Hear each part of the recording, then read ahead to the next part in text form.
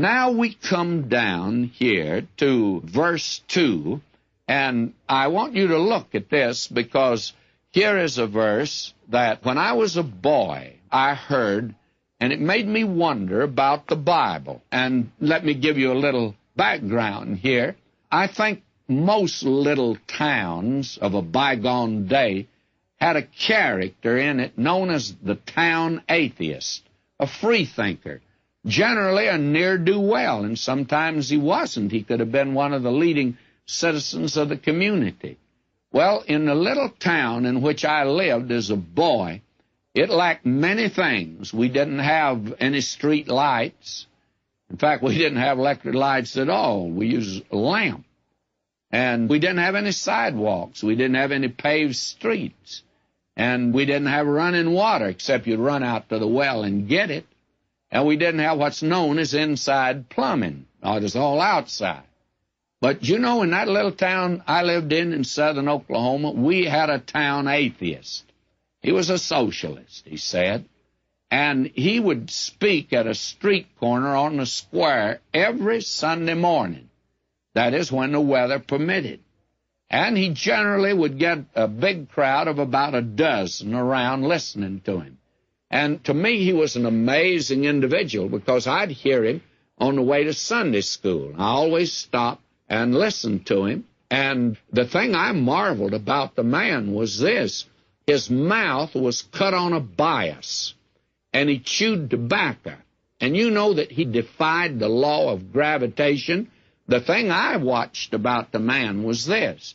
You know, a mouth cut on the bias, you would expect the tobacco juice to run out the lower side of his mouth, but it didn't for him. It ran out the top side. He not only defied God, he defied the law of gravitation.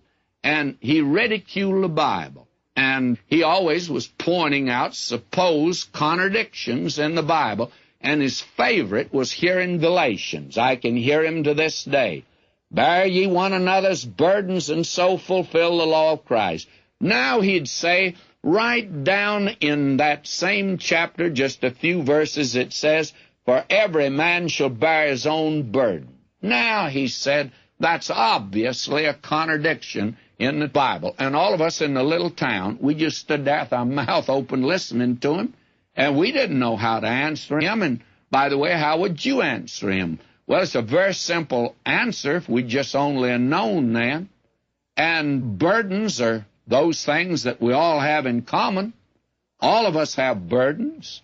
Not all of us are wealthy, and not all of us are healthy, and not all of us have natural talents. And actually, listening to this broadcast, there's some that don't have eyes. Some don't have arms. And there are many of us that do not have good looks. But all of us have burdens, and the burdens are not the same. There's a Spanish proverb that says, no home is there anywhere that does not sooner or later have its hush.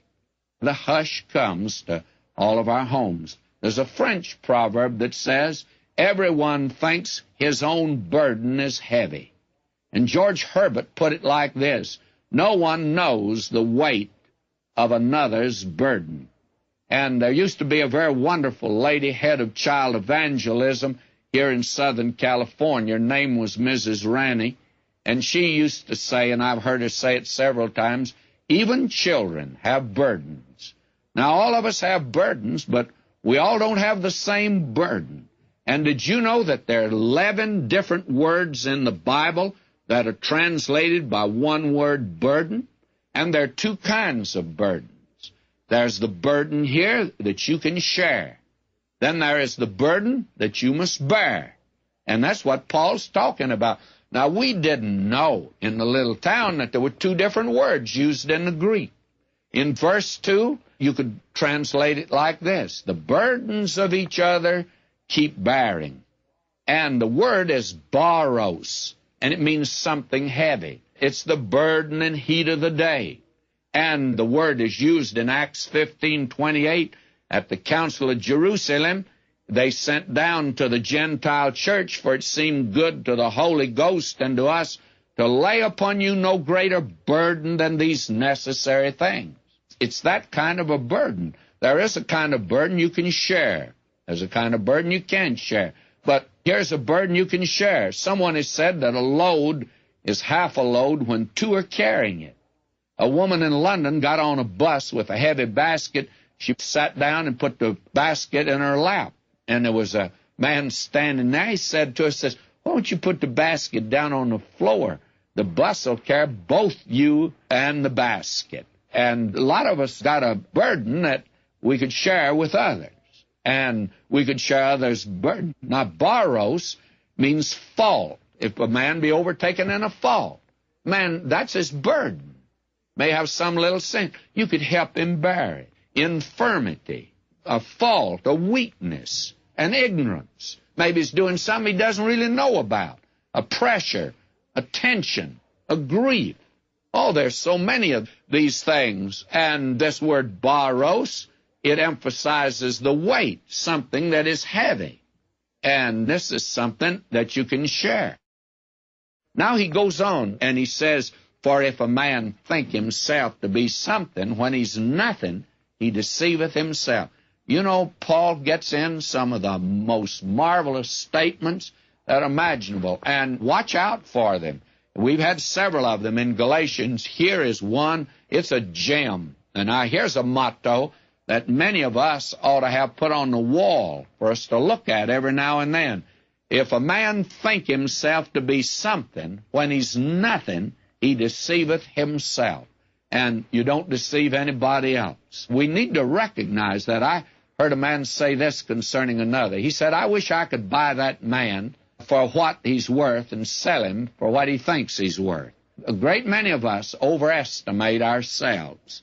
And we need to recognize, especially when we come to God, we need somebody to help us bear the burdens. Now he says, "But let every man prove his own work, and then shall he have rejoicing in himself alone and not in another." And I think he means here, don't run around getting everybody to carry your burdens. Don't do that. But why? Because he says, "For every man shall bear his own burden." Now, what kind of a burden is this? There is a burden that you can bear, but there is another burden that actually you cannot bear. Something must be borne, maybe heavy. And then there's a burden that you will have to bear. And this word is, I think, quite interesting. It can mean a child, a baby in the womb. Well, now, believe me, the mother carrying that will have to carry it, you see. And it means actually the load that's on a ship. That ship has to carry that cargo. And it is like that. There are certain things that you will have to bear yourself. You can't get somebody else to bear these things for you. You will just have to bear them yourself. And I think Dr. Phillips, it's not a good translation, but it's a marvelous interpretation. He puts it like this: he must shoulder his own pack. Or to every man his work. Or we have a very common colloquialism, every tub must sit on its own bottom. That's a good one. Now, each life is separated, isolated, segregated, quarantined. And I think that, frankly, Dr. Funk in his Funk and Wagnall's dictionary, he says the saddest word is the word alone.